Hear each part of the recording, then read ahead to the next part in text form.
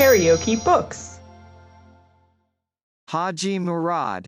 Leo Tolstoy. Translated by Louise Maude, Aylmer Maude. Audiobook. Chapter 10. When Hadji Mourad appeared at the prince's palace next day, the waiting room was already full of people. Yesterday's general with the bristly mustaches was there in full uniform with all his decorations, having come to take leave. There was the commander of a regiment who was in danger of being court-martial led for misappropriating commissariat money, and there was a rich Armenian, patronized by Dr. Andriesky, who wanted to obtain from the government a renewal of his monopoly for the sale of vodka. There, dressed in black, was the widow of an officer who had been killed in action. She had come to ask for a pension, or for free education for her children. There was a ruined Georgian prince in a magnificent Georgian costume who was trying to obtain for himself some confiscated church property. There was an official with a large roll of paper containing a new plan for subjugating the Caucasus.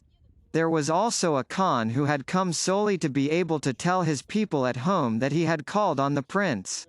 They all waited their turn and were one by one shown into the prince's cabinet and out again by the aide-de-camp, a handsome, fair-haired youth. When Hadji Mourad entered the waiting room with his brisk though limping step, all eyes were turned towards him and he heard his name whispered from various parts of the room. He was dressed in a long white Circassian coat over a brown beshmet trimmed round the collar with fine silver lace. He wore black leggings and soft shoes of the same color which were stretched over his instep as tight as gloves. On his head he wore a high-capped draped turban fashion, that same turban for which, on the denunciation of Achmet Khan, he had been arrested by General Kluganow and which had been the cause of his going over to Shamil. He stepped briskly across the parquet floor of the waiting room, his whole slender figure swaying slightly in consequence of his lameness in one leg which was shorter than the other. His eyes, set far apart, looked calmly before him and seemed to see no one. The handsome aide-de-camp, having greeted him, asked him to take a seat while he went to announce him to the prince, but Hadji Mourad declined to sit down and, putting his hand on his dagger, stood with one foot advanced, looking round contemptuously at all those present. The prince's interpreter, Prince Tarhanov, approached Hadji Mourad and spoke to him. Hadji Mourad answered abruptly and unwillingly. A Kumyk prince, who was there to lodge a complaint against a police official, came out of the prince's room, and then the aide-de-camp called Hadji Mourad, led him to the door of the cabinet, and showed him in. The commander-in-chief received Hadji Mourad standing beside his table, and his old white face did not wear yesterday's smile but was rather stern and solemn. On entering the large room with its enormous table and great windows with green Venetian blinds, Hadji Mourad placed his small sunburnt hands on his chest just where the front of his white coat overlapped, and lowering his eyes began, without hurrying, to speak distinctly and respectfully, using the Kumyk dialect which he spoke well. "I place myself under the powerful protection of the great Tsar and of yourself," said he, "and promise to serve the White Tsar in faith and truth to the last drop of my blood, and I hope to be useful to you in the war with Shamil, who is my enemy and yours." Having the interpreter out, Vorontsov glanced at Hadji Mourad and Hadji Mourad glanced at Vorontsov.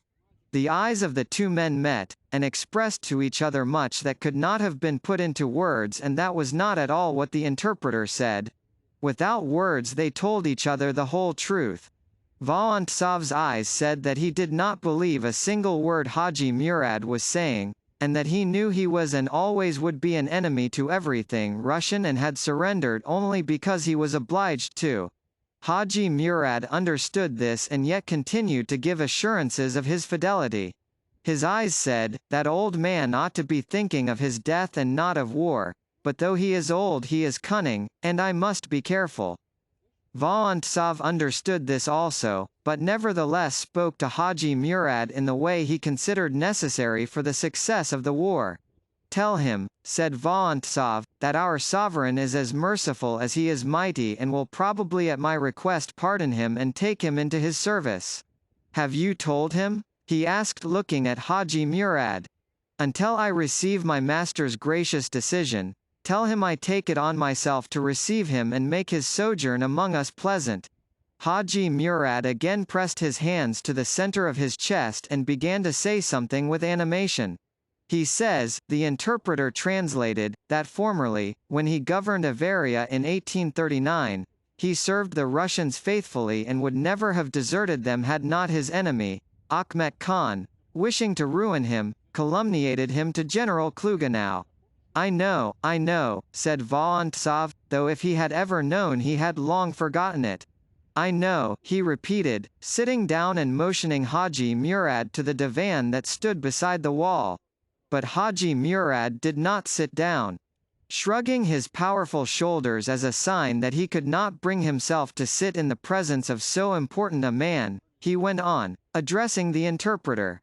Akhmet Khan and Shamil are both my enemies.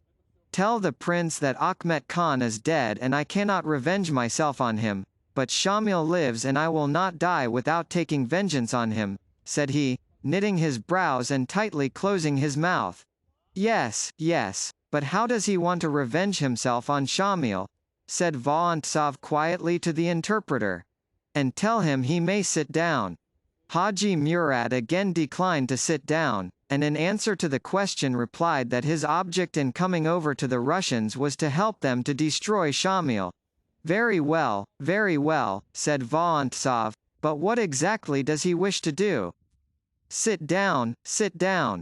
Hadji Mourad sat down, and said that if only they would send him to the Leskian line and would give him an army, he would guarantee to raise the whole of Dagestan and Shamil would then be unable to hold out. That would be excellent. I'll think it over, said Vorontsov. The interpreter translated Vorontsov's words to Hadji Mourad. Hadji Mourad pondered.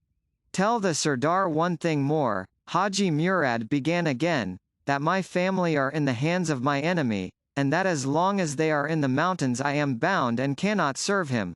Shamil would kill my wife and my mother and my children if I went openly against him. Let the prince first exchange my family for the prisoners he has, and then I will destroy Shamil or die.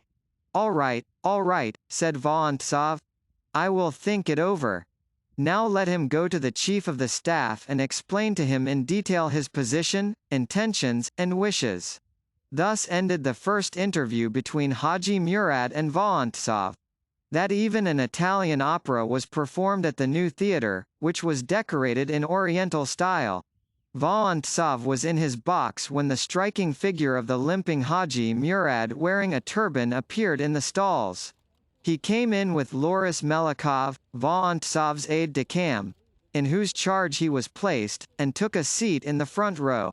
Having sat through the first act with Oriental Mohammedan dignity, expressing no pleasure but only obvious indifference, he rose and looking calmly round at the audience went out, drawing to himself everybody's attention. The next day was Monday and there was the usual evening party at the Vorontsovs. In the large brightly lighted hall a band was playing, hidden among trees. Young women and women not very young wearing dresses that displayed their bare necks, arms, and breasts, turned round and round in the embrace of men in bright uniforms. At the buffet, footmen in red swallow-tail coats and wearing shoes and knee breeches, poured out champagne and served sweetmeats to the ladies. The Sirdar's wife also, in spite of her age, went about half-dressed among the visitors smiling affably, and through the interpreter said a few amiable words to Hadji Mourad who glanced at the visitors with the same indifference he had shown yesterday in the theatre. After the hostess, other half-naked women came up to him and all of them stood shamelessly before him and smilingly asked him the same question. How he liked what he saw. Vorontsov himself, wearing gold epaulettes and gold shoulder knots with his white cross and ribbon at his neck, came up and asked him the same question, evidently feeling sure, like all the others, that Hadji Mourad could not help being pleased at what he saw. Hadji Mourad replied to Vorontsov as he had replied to them all, that among his people nothing of the kind was done, without expressing an opinion as to whether it was good or bad that it was so. Here at the ball, Hadji Mourad tried to speak to Vorontsov about buying out his family, but Vorontsov, pretending that he had not heard him, walked away, and Loris Melikov afterwards told Hadji Mourad that this was the place to talk about business. When it struck 11, Hadji Mourad, having made sure of the time by the watch the Vorontsovs had given him, asked Loris Melikov whether he might now leave. Loris Melikov said he might, though it would be better to stay. In spite of this, Hadji Mourad did not stay, but drove in the phaeton placed at his disposal to the quarters that had been assigned to him. KaraokeBooks.